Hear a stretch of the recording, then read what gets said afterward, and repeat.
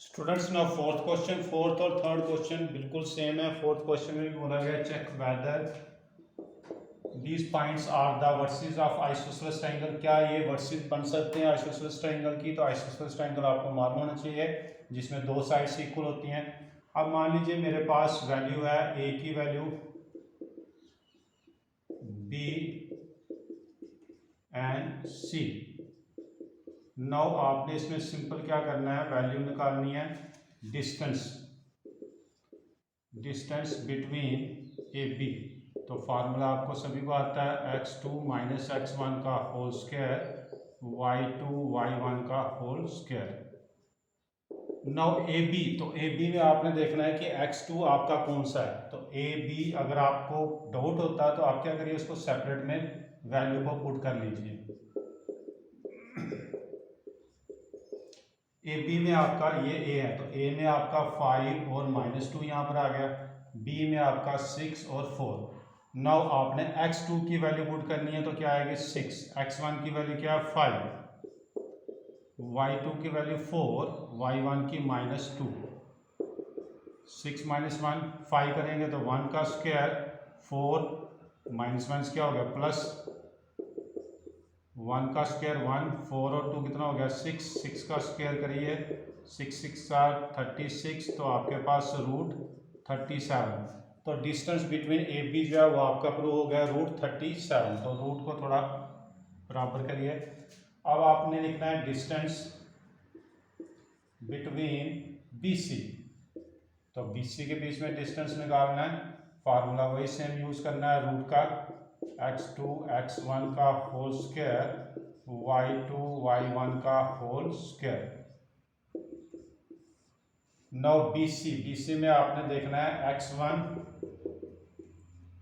x2 y1 y2 BC। तो BC में यहाँ पर B है, ये आपका आ गया x1 और y1, C में आपका x2 आ गया, y2 आ गया ये।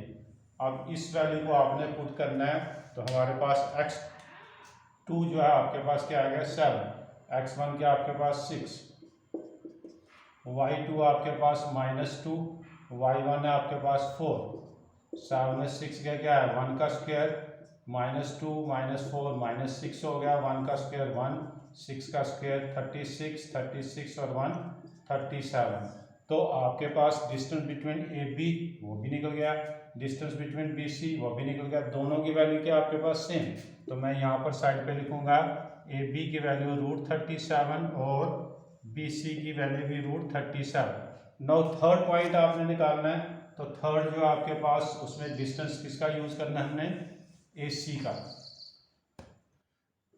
डिस्टेंस बिटवीन ए सी, तो फार्मूला x2 x1 का होल स्क्वायर y2 y1 का होल स्क्वायर। अब देखिए आपके पास x1 की वैल्यू और x2 की वैल्यू, फिर y1 और y2 की वैल्यू। तो ए सी वर्ड यूज किया तो a का मतलब हो गया 5 यहाँ पर आएगा, -2 यहाँ पर, और c ये आपका आ गया -2 ये आ गया।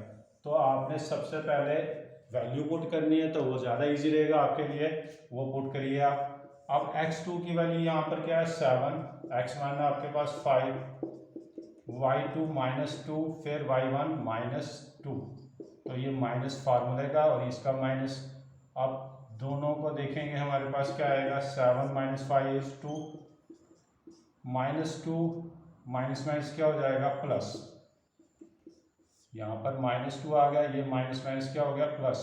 अब 2 का स्क्वायर करेंगे 4, ये -2 + 2 क्या हो जाएगा 0, तो 0 का स्क्वायर 0 ही रहेगा। तो आपके पास 4 किसका जुड़ा हो गया 2 का। तो आपके पास तीन वैल्यू जो थी वो आपने निकाली हैं, वो आपने अब यहाँ पर लिखना है लास्ट में क्या वैल्यूज हैं। देयरफॉर ए बी आपका निकला √37, बी सी √37 और ए सी उसकी वैल्यू आ गई 2। तो आपसे अब क्वेश्चन पूछा check whether the points are vertices of isosceles triangle. क्या ये पॉइंट्स आपकी वर्सेस हो सकती हैं ट्रायंगल की?